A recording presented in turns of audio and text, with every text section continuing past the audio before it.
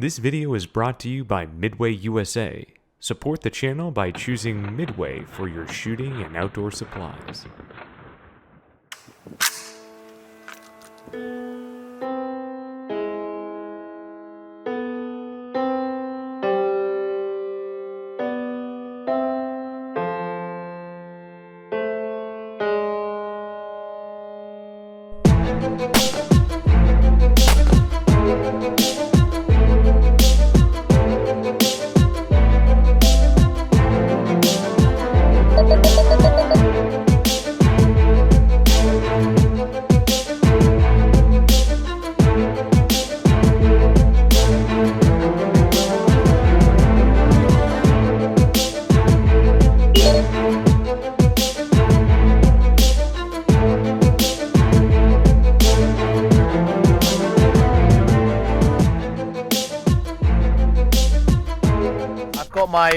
My sniper weapon right here, my friend.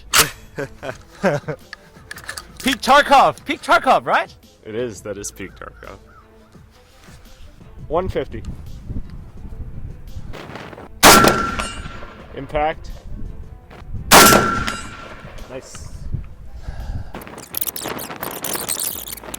Alright, 200. Dead center. Nice. Dead center both shots. Awesome. Why is it that Kalashnikovs always bring bad weather? It's very windy. For some reason, the ARs always bring the tropical weathers. The very warm weathers, one might say. Yes. What do you think? This has got to be at least 15 miles an hour. Yeah, it's getting up there for sure. Look, Yeah. it's a full value right there. Yeah. Full value with a full horizontal wind gust to it. Alright, 250. Impact on the bottom edge. Nice, that was corrected. 300. Okay, so since that was a perfect hold, I'm going to bump it more towards the shoulder and see where it lands on this elevation setting.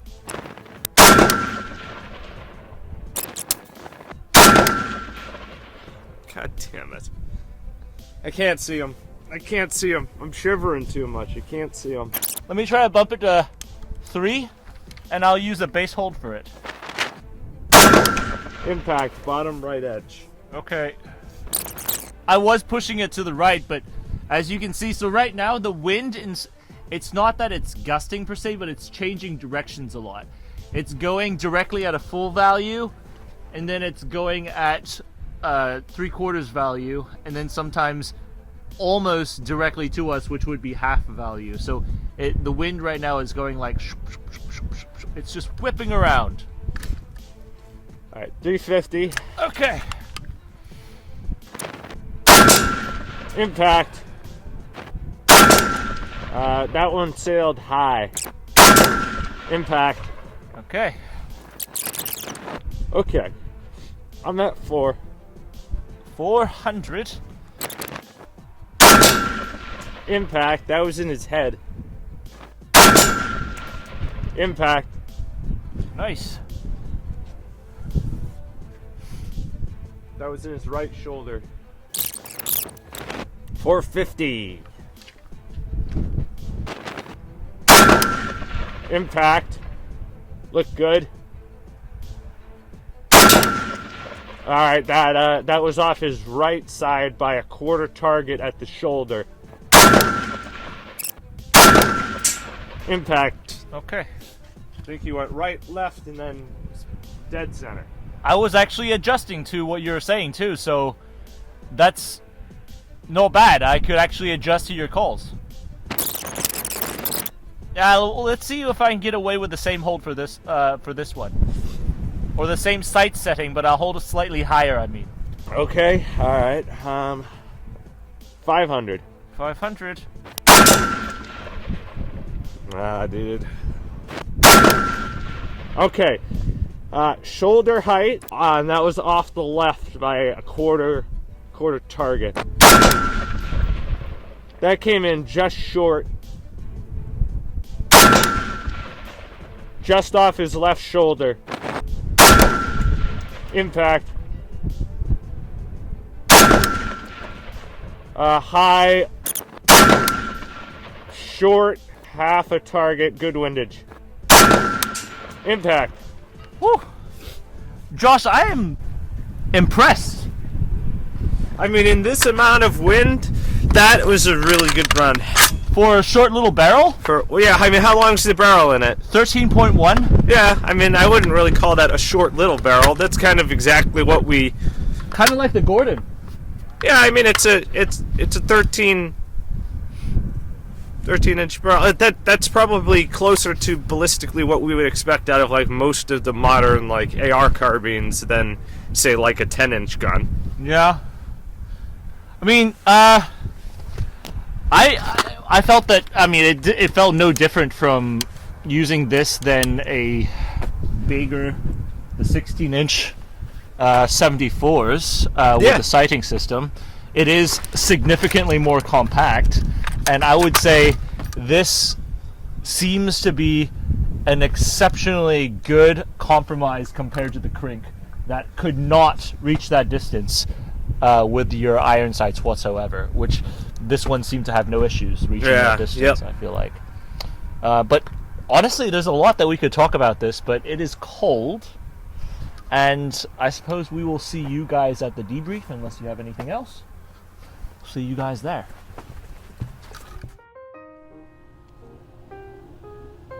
Привет, товарищ. You must have caught me admiring my flowers. I was only about to fertilize them, the best way I know. The Russian way. I hope you're enjoying the show so far, because shows like this, they're brought to you of course by Slate Black Industries, but most importantly, they're brought to you by the patrons of Patreon and Utreon. That's right. This group of comrades, they support us financially, intellectually, but most importantly, emotionally. So today I'd like to invite you. Come, join us. Become one of us. Together, we are going to start the revolution in small arms development. But if you cannot, we understand. We will be just as happy to see your comments in the comment section below. But for now, I have to finish fertilizing, and we will get on with the show. Welcome back into the debrief, where we are much warmer, much drier, and not being blustered around by whatever that was, 20 plus mile an hour winds. Every single time we bring these Kalashnikovs out, especially the black Kalashnikovs, I don't know why, you know, the temperature turns Ukrainian. Ooh, spicy. Yeah. Well, I mean, to be fair, peak aesthetic, right? Between the Gorka, the AK, the rain and the wind. Yeah. It was the colors on the Gorka really pop when you get that saturation out from the background on these cloudy, dreary days. Mm-hmm. Yeah. Yep. But I mean, I think on this particular run, you know, it was the trifecta as far as Texas is concerned. You have wet, cold, windy, and it was so windy that I mean, even with the stabilized spotter cam, with post production work at the 500, the thing is all over the place. So, you know, there's only so much we can do when we're up on the tower. But yeah, so you can imagine it was that hard to see it on camera. It's trying to shoot and spot in it was also not enjoyable. I think it looks less windy here on, you know, just on the screen, but when you're on there and you're on the deck for hours, it's not just fly a kite weather, it is like launching a kite into space orbit type of weather. So it was not pleasant, but it was I mean, I'm weird this way. I thought it was a lot of fun with iron sights. I mean, look, in all things considered, until we got to the 500-yard target, you were like really on point and able to make direct corrections based off of any feedback that I was giving you about where the rounds were landing, which I thought was particularly surprising for like a short-barreled 5.45 iron-sighted AK. Yeah. I mean, I did not expect this, to be honest. Like, I expected this to go much worse, especially since, I mean, Josh, you and I, we've shot the Crink in the past. I know the 105 is not the Crink. The Crink is at a different level to where it's just stability is off. You're not pushing enough muzzle velocity. Everything is going against you. The little firearm is designed as a PDW more than a rifle. Whereas the 105, I mean, this may be a good point to just hop in to talk about what exactly the 105 is, because the 105 is both in the US and in Russia and in the eastern parts of Europe. It tends to be a more desirable setup, but you rarely, I mean, this is a weird thing, you rarely see it in its stock form. At least for me, unless it's an airsoft gun. I've seen airsoft 105s all over the place in stock form.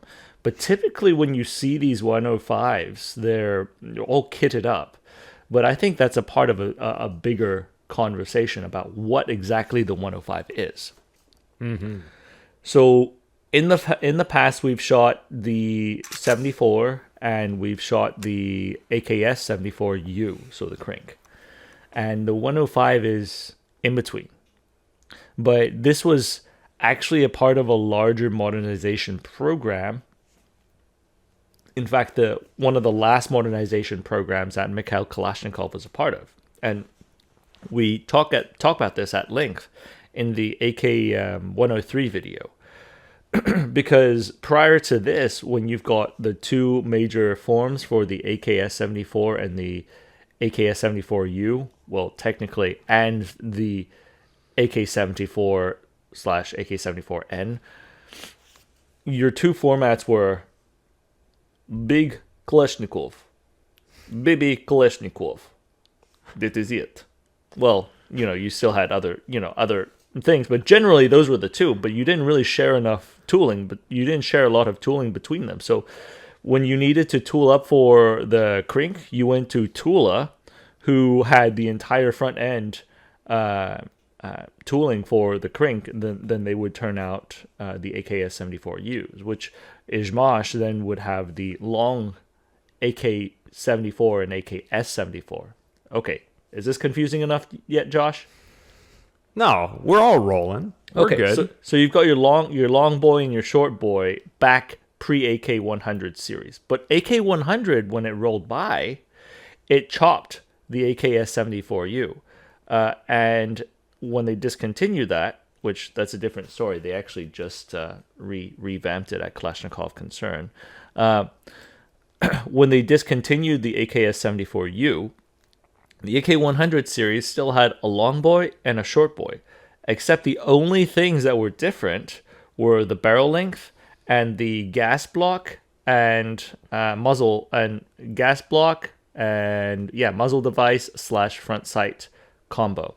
So between those two items, or those three items, you had two different choices of length, and your length went from AK105 length, which was the shorty, or the AK-74M, which was the long boy. So if you were to think about it in American terms, it would be the M16, and somewhere between the M4 and the shorty, which later on, when the M4 became the main rifle for the US, that would be the equivalent to the AK-74M. And then you've got your short, your Mark 18 type shorty rifle, the CQBR, which would be equivalent to your AK-105. Obviously, this is not a NATO standard, very obviously not a NATO standard, so there is no direct equivalency between the two, but it's a long one and a short one. And it was initially designed as a cost-saving manufacturing technique, a very smart one that Mikhail Kalashnikov had presided over. But the interesting thing, I think, when you compare this to the M16 firing the 5.56, Josh. Now, you've shot the 10.5s in 5.56, like shorty Mark 18 type rifles. Yep. Without a suppressor especially. How can you describe the experience? Gassy? Yeah, I mean, suppressor, with a suppressor, without a suppressor. It's a much more Concussive. violent interaction, right? Yeah. It's a much more violent interaction than shooting an M16. Correct. Now, So you you've shoot also... a 20-inch gun, you've got a nice, smooth, soft impulse. Everything feels like... It almost feels like a toy when you compare it to shooting a 10.5-inch gun. Yeah. Now, you've shot both the AK-74 types and the AK-105. What's your thoughts on those two? It's a little bit harder to draw a comparative in my mind because the AK-74s... because most of the AKs we shoot tend to be overgassed to begin with. So you're already getting a slightly more violent and snappy experience, I'd say. But the 74 and the 105, I would say, feel much more similar than the dramatic difference that you feel between shooting an M16 and a 10.5-inch AR. Now, if you were to compare a 10.5 or a 10.5 AR, so a Mark 18 shorty type, a CQBR, compare that to an AK-105 in terms of flash and concussion. Unsuppressed, raw. I mean, I'd say the 105 might actually be softer, smoother, a little bit more pleasant to shoot in comparison, one versus the other. Now, I want you to consider this. The 5.56 cartridge was initially designed for a 20-inch barrel, right? The M16A1 or the M16, the pre-A1, the 601s. So it was designed for an efficient burn at 20 inches, meaning that at the end of that barrel, a lot of the gunpowder has already been burnt out. The propellant has been burnt out and is expanded as gases to push the projectile out. If you cut it short and you have unburnt propellant, that translates into a lot of flash and concussion. So when you're looking at right now, we issue the M4 like it's a standard, but really that's inefficiently burning the propellant in a 5.56. Because if you think of a 5.56, a 20-inch barrel cut to a 14.5, you are dropping 30% of the burn, right? So now let's take it even more. Cut it to a 10.5. That's nearly 50% of the barrel gone. And your cartridge is still pushing a lot of propellant out of the end of your barrel, creating a lot of flash and concussion. Now, contrast to the AK-74, that had like an equivalent of a 16-ish inch barrel. The 5.45, if you cut that down to a 12.5, which is essentially an AK-105, going from a 74M, you're cutting about 25% of the barrel off. So you're losing about 25% of the burn efficiency on it. And contrast that to another system that is losing 50% of the efficiency and pushing all that powder up front. You're getting less unburnt powder out of the rifle itself. Now, if you look at the crank, on the other hand, without the conical device in the front, that is closer to the relationship of a full 20-inch barrel going down to 10.5, because you're looking at an 8-inch barrel on a crank that's shooting a cartridge designed for a 16-inch barrel rifle. And so all of a sudden you're getting a lot more concussion. In fact, they designed the trumpet muzzle device specifically to push that out, and the booster to get more gas back into the system.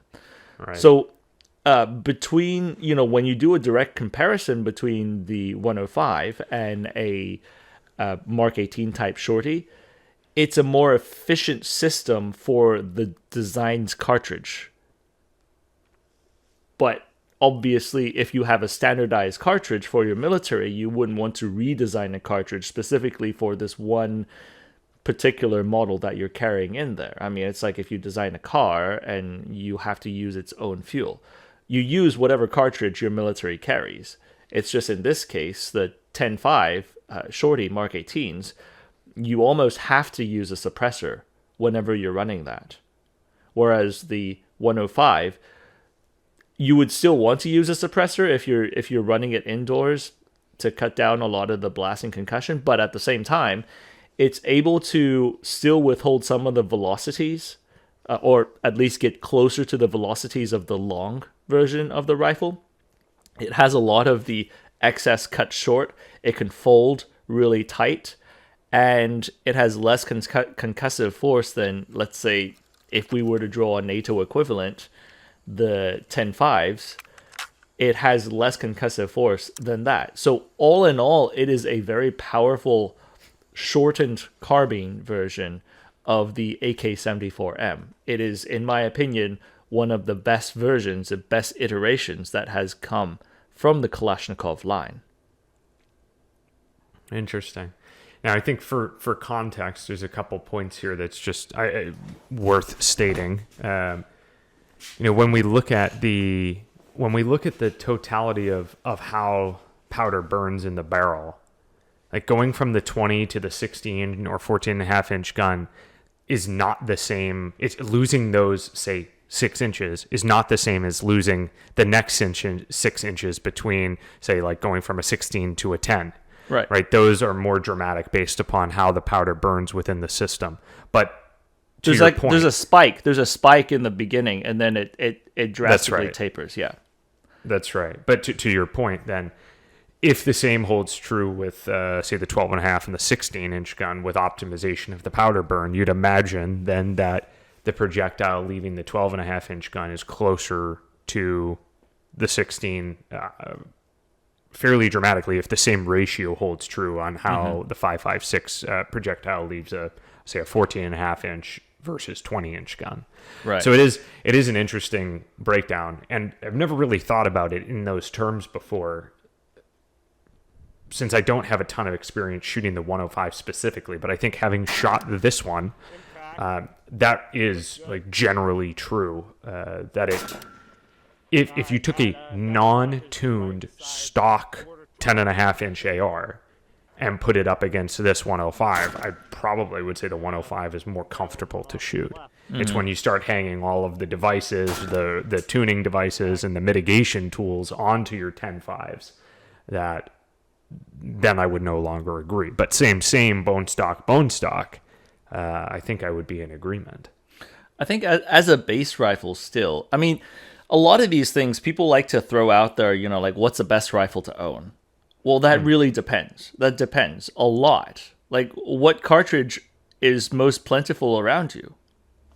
Mm-hmm. If you are in Eastern Europe, if you're in Russia, and Eastern Europe as in the part of Eastern Europe that still uses 5.45, because that is no longer the case in some places, and some places don't even consider themselves Eastern Europe. It's Central Europe in, let's say, like parts of Poland that used to be considered Eastern Europe. That's 5.56 territory in some of those places. But if you're talking about in a 5.45 rich environment, there is like stacks of sardine cans of 5.45 laying around. I would much rather choose a modernized, like a tastefully modernized AK105 over a 5.56 rifle that you don't have ammunition for.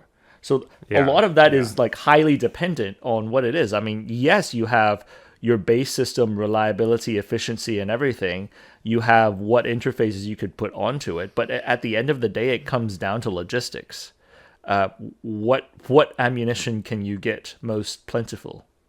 It's the same conversation we've had numerous times now regarding a 7.62 Kalashnikov in the Middle East versus a 5.45.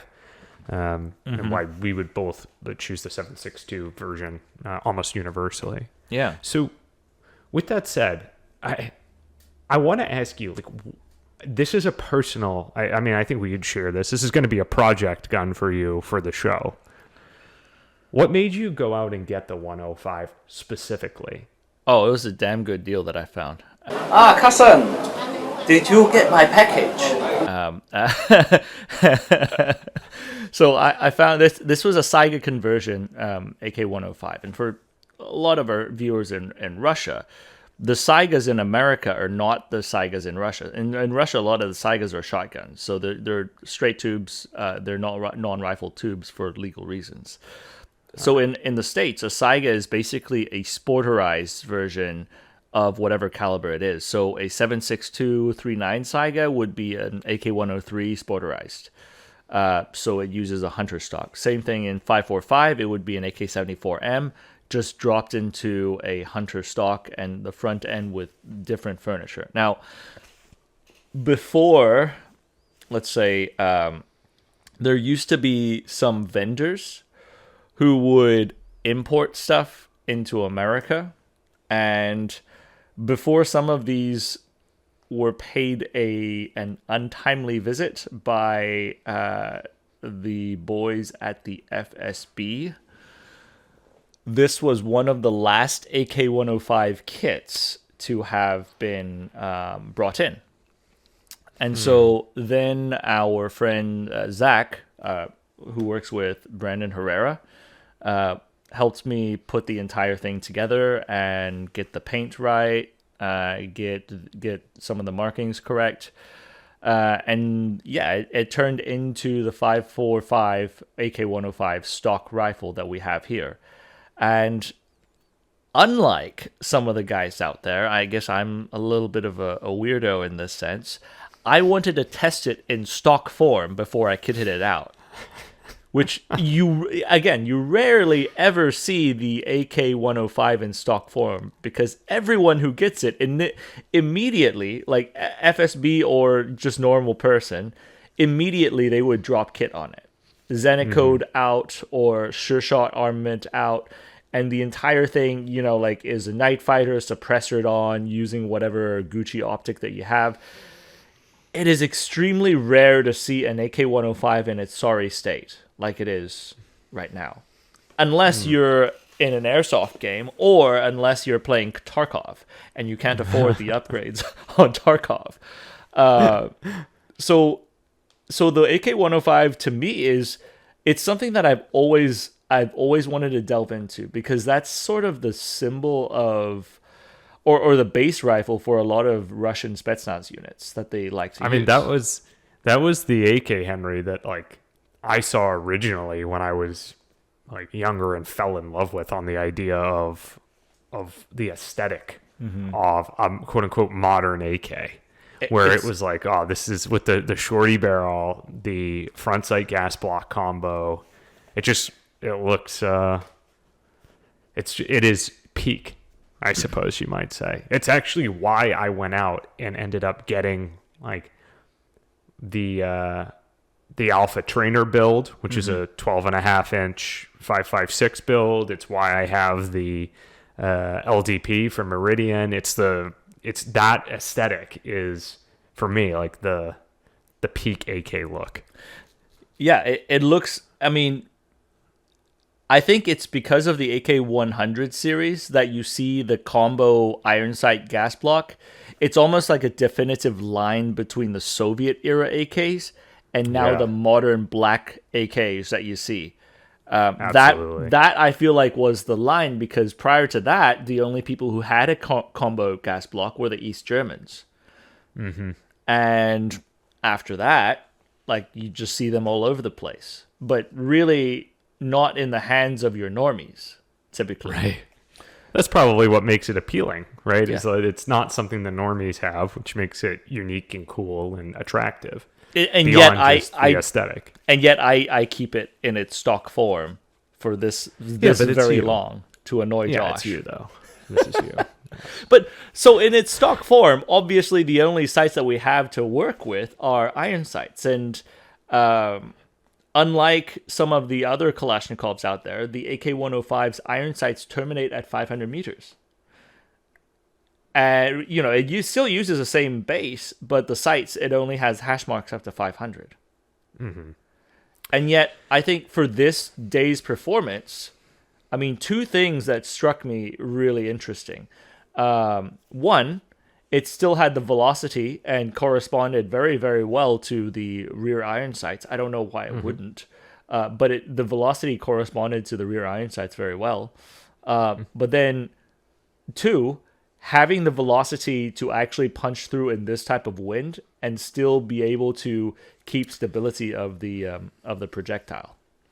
Yeah, I mean, 545 is already just like exciting for the ability to defeat wind when you look at it compared to 762. And in fact, I mean, I don't know, maybe this is purely anecdotal, but also compared to 556 ball. Like, I feel like the 545 for us, we've just generally had better success. I don't know mathematically on paper if it defeats wind better. I think it does, right? It has a higher BC, I believe. Yeah, it's longer. But it's longer. Yeah, it's just it performs very well. And when we look at the actual performance, I think you had your first miss at 300. I think that was actually my fault because I couldn't see, like I can see it on camera when we watch it after, but in the moment I couldn't see where the impact was on your first shot.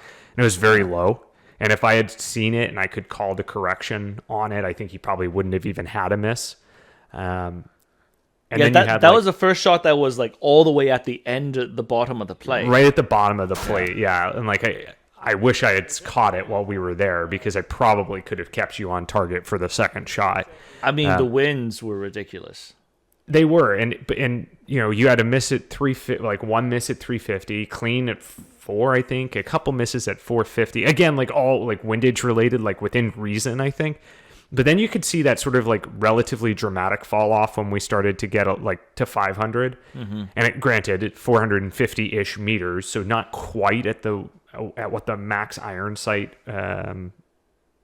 rating would have been for the rifle. But I mean, all things considered, like that seems to be like, I mean, not an unreasonable place for the diminishing return. I mean, let's contrast this. The rifle's base accuracy and setup to be able to reach to. Well, let's contrast this with the Krink, right? Because the Krink was also an iron sight rifle that we shot from 150 to 5, and that could not complete the course. Like, we were excited for a 500-meter hit, whereas this one, as we stepped out, it was like, oh yeah, I feel like it was just a normal AK. Yeah, absolutely. Except it's way more maneuverable. Mm-hmm. So yeah, I think this, like, as far as like, if you were to plan out a new line of Kalashnikovs back then when there was only the Longboy and the AK, and you started coming up with a concept of basically decreasing the amount of tooling required, increasing the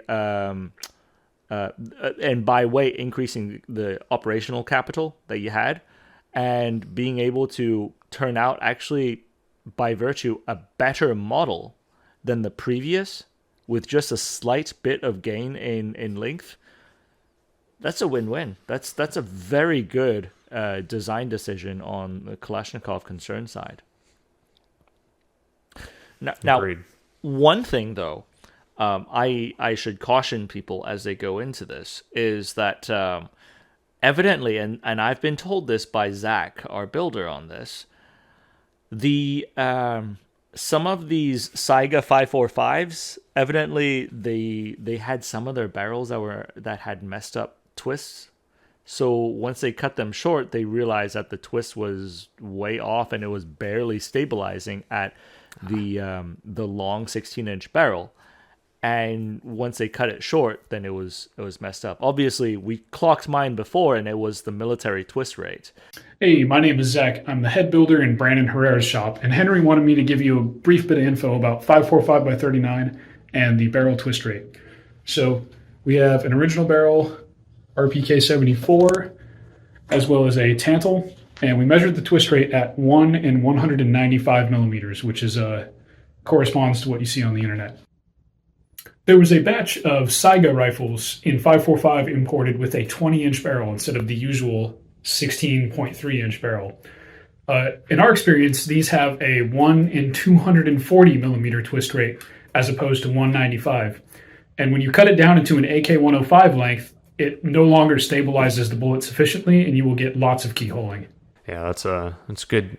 That'll be a unfortunate thing to do, and then all of a sudden you can't stabilize. Yeah. Well, look, I mean, I think at the end of the day, your summary of this run was basically it performed like an AK, but it's a smaller package than a standard AK, and that would be an optimal result, I think, for this particular setup and rifle. Correct. And so, with that said, guys, we certainly appreciate you all tuning in. Make sure to comment down below which AK model, which model is the peak model. All right.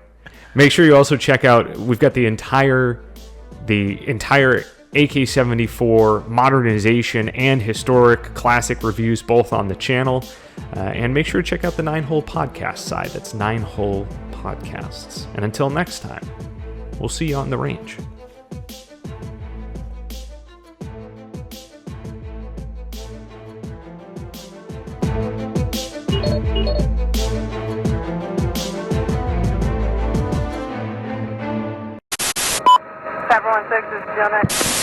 Погасли, рут влево, есть догорание двух крайних светодиодов, в центре не горят, нейтраль погасла.